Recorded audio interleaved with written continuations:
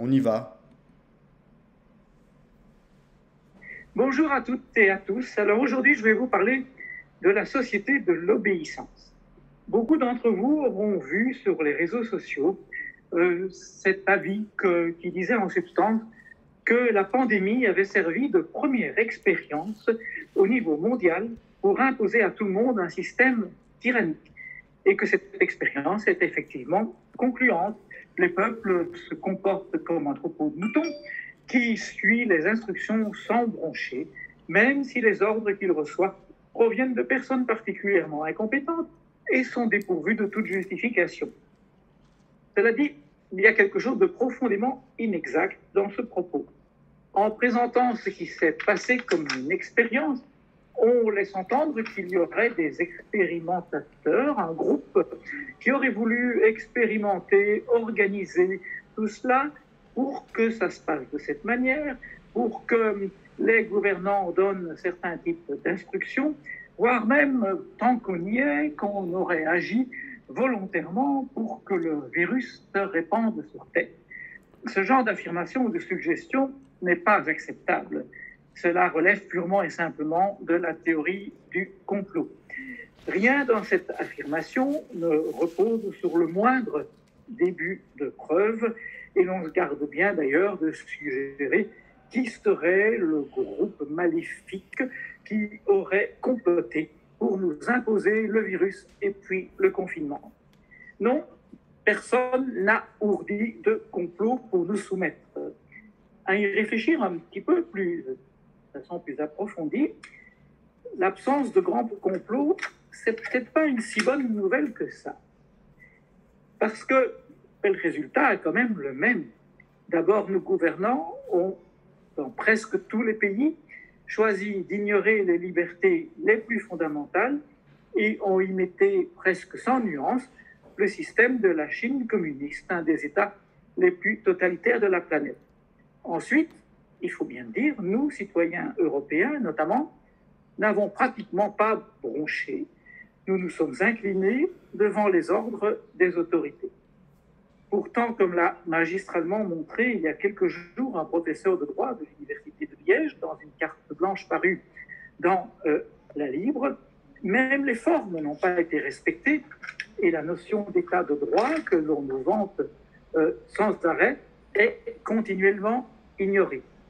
Même aujourd'hui, où la présence d'une deuxième vague est très contestable et très contestée, les décisions sont prises au mépris des règles les plus essentielles. Prenons l'exemple des normes qui attribuent à des États ou à des régions à l'étranger des couleurs vertes, orange ou rouge. Ce n'est pas juste un exercice de coloriage. C'est de ces décisions que dépend notre droit, pourtant essentiel, de circuler même à l'intérieur de l'Union européenne. Et pourtant, rien n'est clair, ni quant au fond, ni quant à la forme. Ces derniers jours, on a ainsi vu des régions en Espagne et en Suisse passer en quelques heures du vert au rouge, sans même passer par l'orange, comme le font nos feux de signalisation, et sans aucune explication de personne.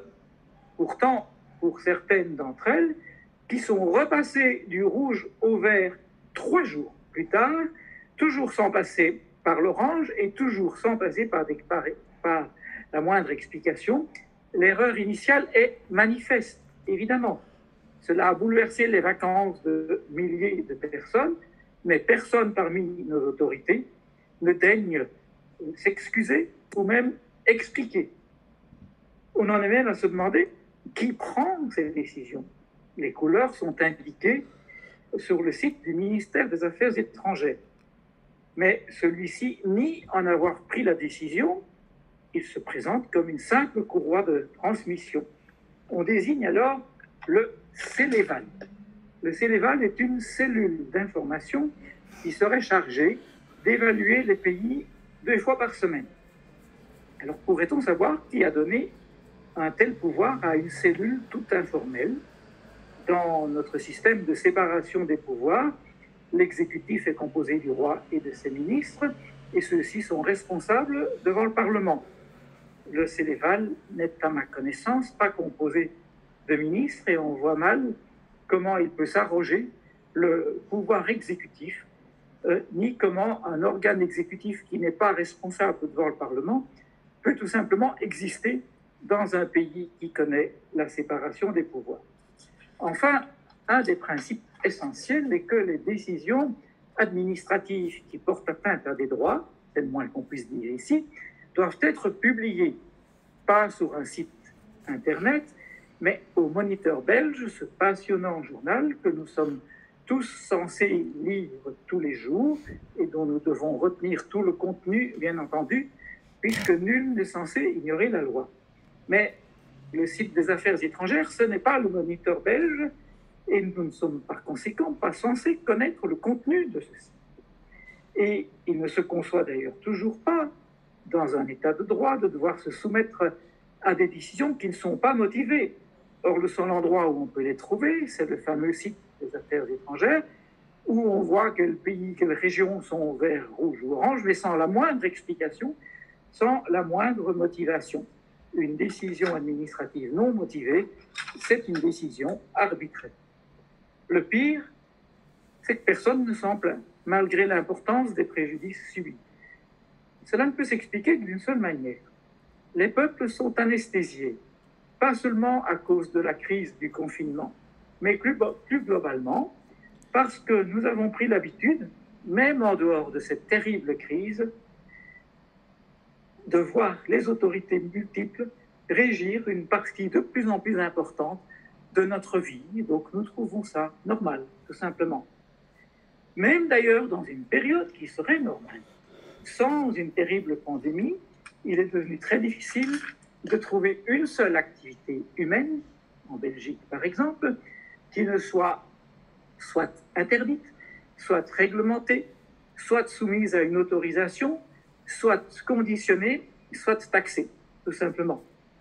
D'aucuns, à droite et à gauche, affirment que c'est normal, qu'une société, pour être moderne, doit être de plus en plus organisée. Sous-entendu, organisée par le pouvoir. Ce n'est pourtant, il faut bien le dire, ni une idée moderne, ni une doctrine très recommandable. L'idée d'un État qui organise toute la société a été exprimée, à ma connaissance, pour la première fois en 1919, il y a donc un siècle, c'est pas très moderne, et elle a été par quelqu'un de vraiment pas recommandable du tout, qui est Benito Mussolini, qui devint le dictateur de l'Italie fasciste. Ce n'est donc certainement pas un modèle. Il ne suffit pas d'avoir des dirigeants élus et faibles, il faut bien le dire, pour éviter que l'État, par ses multiples rouages, soit un État fort, une dictature sans dictateur. En général, pour cela, il suffit d'un peuple amorphe, comme nous.